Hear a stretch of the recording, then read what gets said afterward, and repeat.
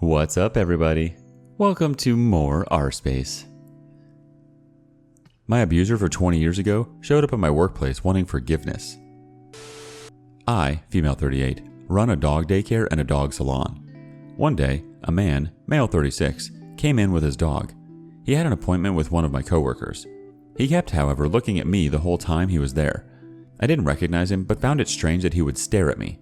When he came back to pick up the dog, I was already gone for the day, but he was asking my coworkers about me. I knew later who the man was. He was this guy I hooked up with when I was 20. One day, when I was supposed to meet him at his parents' house, he was there with his friend and they abused me and filmed the whole thing. Police charges were dropped later. Only my sister knows this, and now you, because I come from a Muslim family, live in Europe. And being a sexually active girl is a big no. Back to now.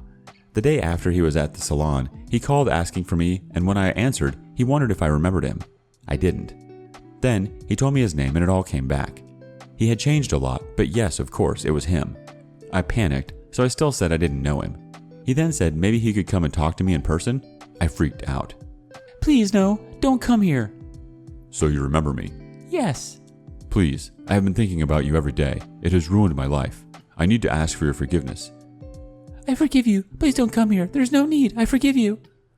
I want you to know that God had punished me for what I did. I've been trying to find you all these years, but you have changed your name. Can we just meet somewhere? I need to talk to you. I changed my last name. I forgive. Please, I have to go back to work now. He started sending me flowers to my workplace every day for 3 weeks and tried to add me on Facebook and Instagram. I told my coworkers never to forward any calls. Last week, I found him waiting for me beside my car outside of work. I tried to run away, but he trapped me between the car door and himself because he really needed me to listen. So I stood there listening. His dad died suddenly of cancer and his mom in a car accident within a few months after that night. He thought he was being punished, and he wanted me to know that not only my life was ruined. He thought maybe that could give me some satisfaction.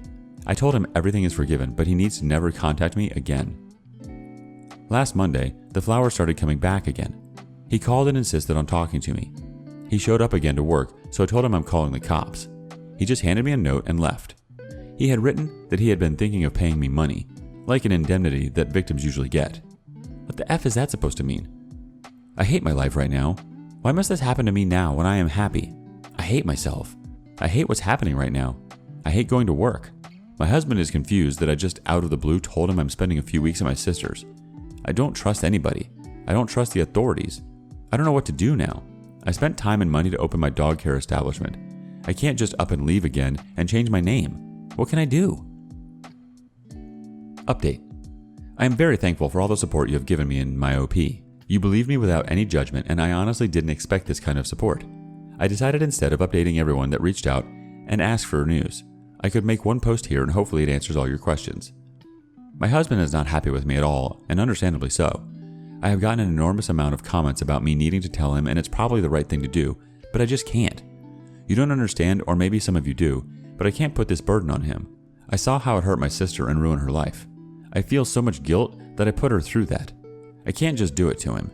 I'm a grown woman after all, and I know that telling him would give me even more guilt and anxiety than I already have, and I don't see what good it can do. Anyway, I have moved back home the last few days, but things aren't good between us at all. He told me he was tired of me just putting walls between us.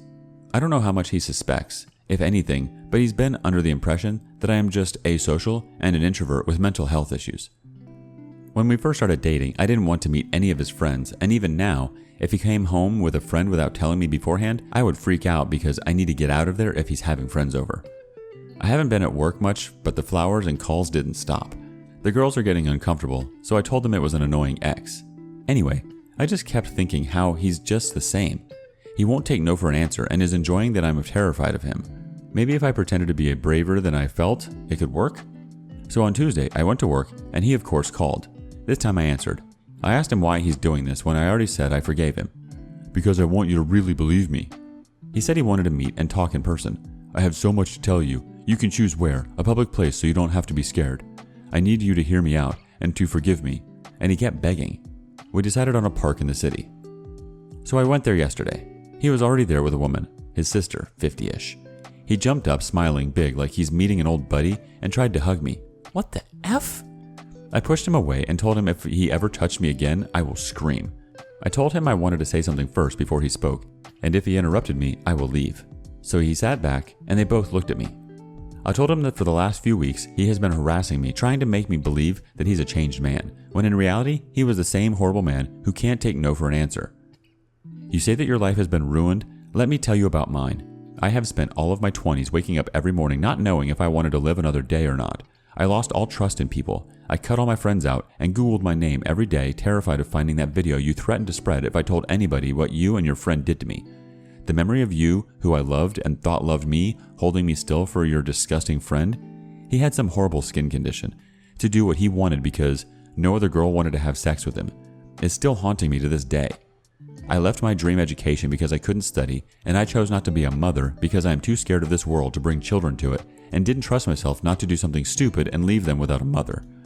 I need you to know that I am also a changed woman. I am not the scared girl anymore.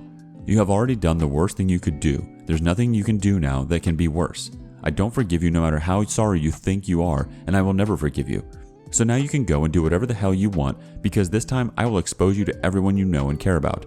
I will show the video. I don't have it. To your children. He has 3. To their mother. To all your friends and the rest of your miserable family. To your boss and coworkers. I will post all over social media with your name and information and what you did to me. The same goes to you. To his sister.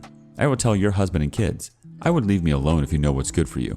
If you send as much as a leaf, I'm going to do all of that. I am not scared of you or my parents or anybody anymore. You're talking to someone who has nothing to lose. So go find your redemption somewhere else. I kept my eyes on him because I didn't want him to know how afraid I actually was. He was crying almost the whole time and looked mostly down at his hands on the table. Whenever one of them tried to speak, I got up to leave. Anyway, I can't believe I could say all of this without stuttering. I stutter when agitated or feel anxious, but I have written everything down beforehand and rehearsed it maybe 100 times since I decided to face him. I was so terrified, still am, that I would cave and they call my bluff, but I just kept going. When I came home, I felt drained. He's been silent for 2 days now. I hope this was the last I ever hear from him. I am starting to therapy again because I have stopped eating and sleeping again. I am also not going to be working for a few months. The daycare can still run without me, and I'm going to have to find someone to take my place. My home address and private number isn't listed, so I'm less worried about him turning up here. I don't know if I did the right thing, but I couldn't find another way out. Involving authorities didn't help me before, so it was never an option. I hope everything can go back to normal soon.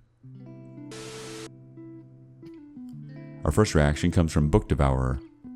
That was very brave. Sometimes mutual destruction is the only threat that will get through. Be well. Loot the Hounds has the next thought. OP, there's one reason why you should tell your husband. So your abuser isn't the first one in his ear, controlling the narrative, from the past to the most recent confrontation. You can do it in a therapy session so it's as safe as possible a space for everyone. He'll need space and maybe a therapist too, but he's supposed to be your partner. You've come so far. You can do this. Next up, we have Epileptic Discos. OP, it's great what you accomplished, but if you don't tell your husband the truth, you are going to lose him. You don't have to be specific if you don't want to, but you can't have a relationship with such walls between you. Excel Pager 03 comes up next. OP, what you've done is amazing. Really, really amazing. There are 2 important things this post raises though. 1. You abandoned your husband for days and refused to tell him why. If I were him, I'd assume you were having an affair and have silently started the divorce proceedings. Especially if I found out that an ex has been calling your workspace and sending you flowers for weeks, dating back to when your off behavior started.